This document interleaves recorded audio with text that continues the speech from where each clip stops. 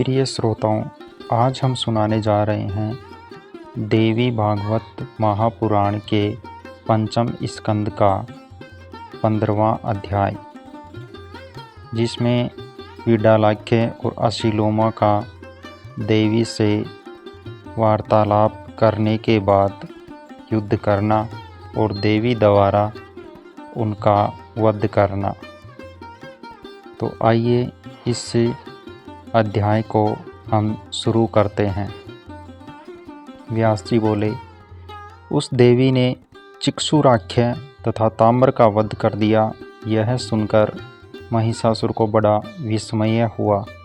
अब उसने विशाल सेना से युक्त शस्त्रास्त्र लिए हुए तथा कवच धारण किए हुए असीलोमा, विडालाख्य आदि प्रमुख युद्धोन्मत्त तथा महाबली दैत्यों को भगवती का वध करने के लिए भेजा। वहाँ पर उन्होंने सिंह के ऊपर विराजमान 18 भुजाओं से सुशोभित खड्ग तथा ढाल धारण की हुई दिव्य स्वरूप वाली भगवती को देखा। तब असीलोमा दैत्यों के वध के लिए उद्यत देवी के पास जाकर विनयान्वित होकर शांतिपूर्वक उनसे हंसते हुए कहने लगा। असीलोमा बोला, हे देवी, सच्ची बात बताइए, आप यहाँ किस प्रयोजन से आई हैं? हे सुंदरी, इस निरपराध दैत्यों को आप क्यों मार रही हैं? इसका कारण बताइए। मैं अभी आपके साथ संधि करने को तैयार हूँ। हे वरार रोहे, सुवर्ण मणि, रत्न और अच्छे अच्छे पात्र, जो भी आप चाहती हैं उन्हें लेकर यहाँ से शीघ्र चली जाए। आप युद्ध की इच्छुक क्यों हैं? महात्मा पुरुष कहते हैं कि युद्ध दुख तथा संताप को बढ़ाने वाला और संपूर्ण सुखों का विघातक होता है। मुझे महान आश्चर्य हो रहा है कि पुष्प का भी आघात न सह सकने वाले अपने अत्यंत सुकोमल शरीर में आप शस्त्रों के आघात सहने के लिए क्यों तैयार हैं? चातुर्य का फल तो शांति और निरंतर सुख भोगना है। अतः एकमात्र दुख के कारण स्वरूप इस संग्राम को आप क्यों करना चाहती हैं? इस संसार में सुख ग्रहण करना चाहिए और दुख का परित्याग करना चाहिए। यही सर्वमान्य नियम है। वह सुख भी नित्य और अनित्य के भेद से दो प्रकार का कहा गया है। आत्मज्ञान संबंधी सुख को नित्य और भोग जनित सुख को अनित्य माना गया है। वेद और शास्त्रों के तत्व का चिंतन करने वाले लोगों को चाहिए कि उस विनाशशील अनित्य सुख को त्याग दें। हे वरारने, यदि आप नास्तिक का मत स्वीकार करती हो तो भी इस यौवन को पाकर उत्तम से उत्तम सुखों का भोग करें।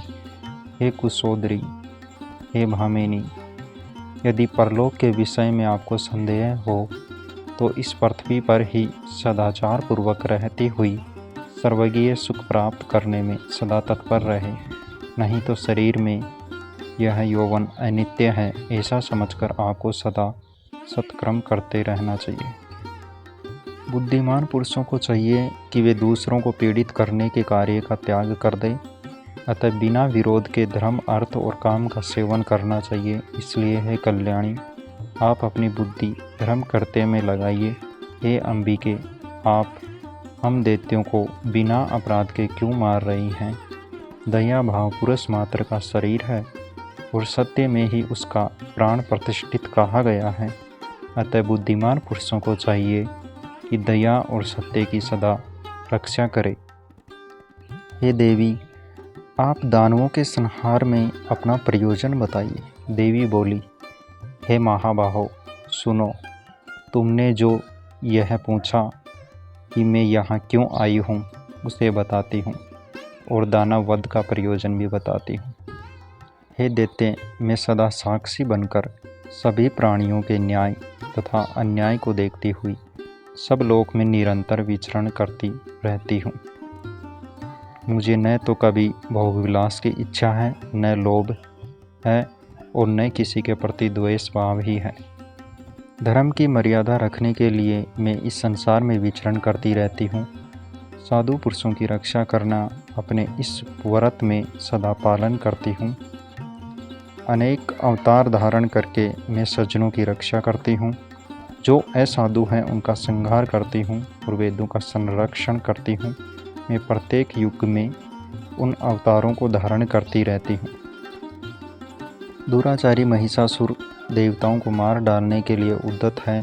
यह जानकर मैं उसके वध के लिए इस समय यहाँ उपस्थित हुई हूँ। हे दानव, मैं उस दुराचारी तथा सुरद्रोही महाबली महिष को मार डालूंगी।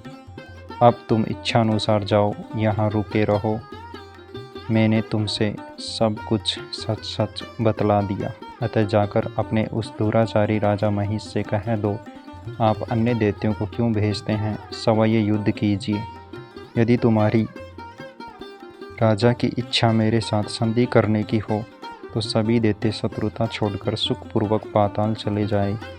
देवताओं को जीतकर जो भी देव दर्वे असुरों ने छीन लिया है वह सब वापस करके वे उस पातालपुरी में चले जाए जहाँ इस समय प्रहलाद विराजमान है।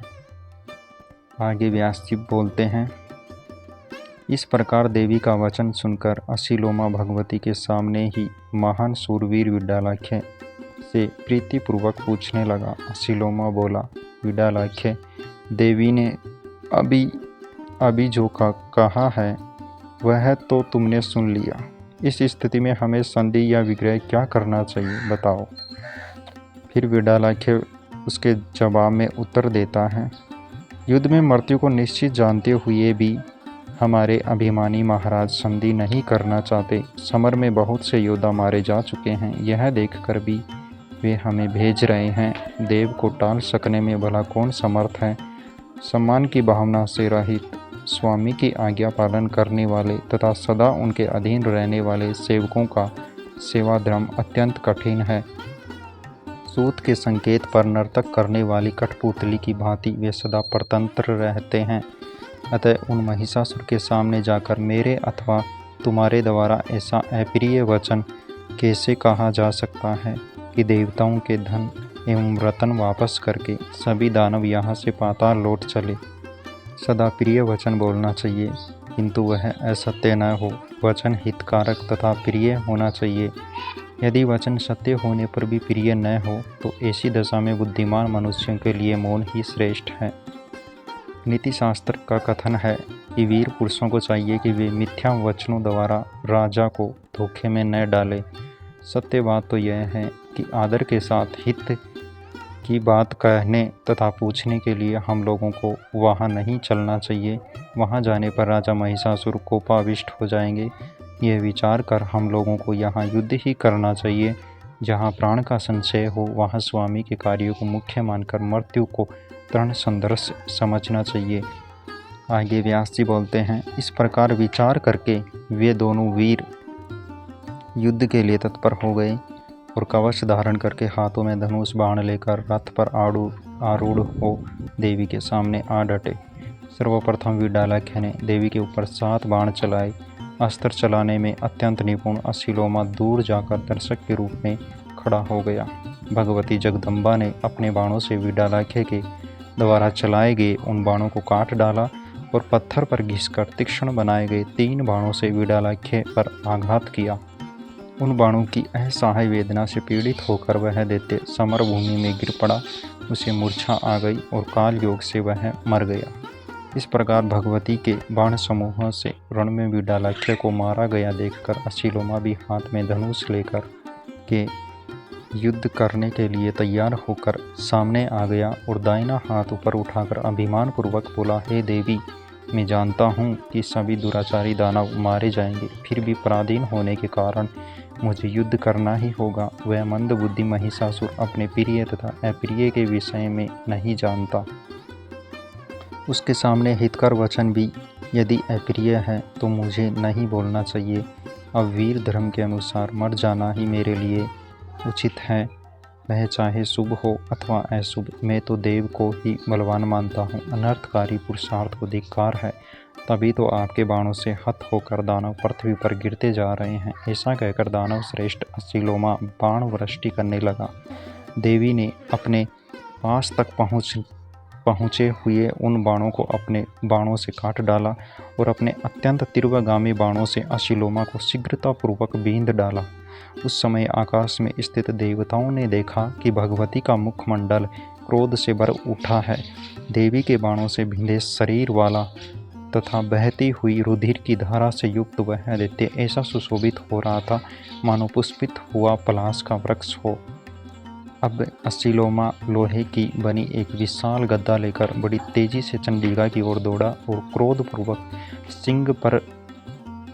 सिंह के सिर पर उसने गदा से प्रहार कर दिया, परंतु देवी के सिंह ने उस बलवान दानव के द्वारा किए गए गदा प्रहार की कुछ भी परवाह न करके अपने नखों द्वारा उनके वृक्ष स्थल को फाड़ डाला। तब उस महाविकराल दैत्य ने हाथ में गदा लिए ही बड़े वेग से उछलकर सिंह के मस्तक पर सवार हो भगवती के ऊपर गदा से प्रहार किया। हे राजन, उसके द्वारा किए गए प्रहार को रोककर देवी ने तेज धार वाली तलवार से उसका मस्तक गर्दन से अलग कर दिया। इस प्रकार मस्तक कट जाने पर दानवराज तुरंत गिर पड़ा। उस समय दुरात्मा की सेना में हाहाकार मच गया। हे राजन, देवी की जय हो, ऐसा कहकर देवतागण भगवती की स्तुति करने लगे। देवताओं की दुंदुभियाँ बज उठी और किन्नरगण देवी का यशोगान करने लगे। मारे गए उन दोनों दैत्यों को सम्रागण में गिरा हुआ देखकर शेष संपूर्ण सैनिकों को सिंह ने अपने पराक्रम द्वारा मार गिराया और कुछ दानवों को खा डाला। इस प्रकार उस युद्ध भूमि को दानवों से रहित कर दिया। कुछ अंग भंग हुए मूर्ख दानव दुखी होकर महिषासुर के पास पहुँचे और रक्षा कीजिए ऐसा कहते हुए वे चीखने चिल्लाने तथा रोने लगे। हे नरप श्रेष्ठ, असीलोमा और विडालाख्य दोनों ही मारे गए। हे राजन, अन्य जो भी सैनिक थे उन्हें सिंह खा गया, ऐसा कहते हुए उन्होंने राजा को दुख में डाल दिया। उसकी बात सुनकर महिषासुर खिन्नमस्तक, चिंता से व्याकुल, उदास तथा दुखी हो गया। तो प्रिय श्रोताओं, आज का यह अध्याय पूरा हुआ। आगे क्या होता है, महिषासुर क्या करता है, इसके बारे में अगले अध्याय में हम जानेंगे। जय माँ भगवती, जय जगदम्बिका।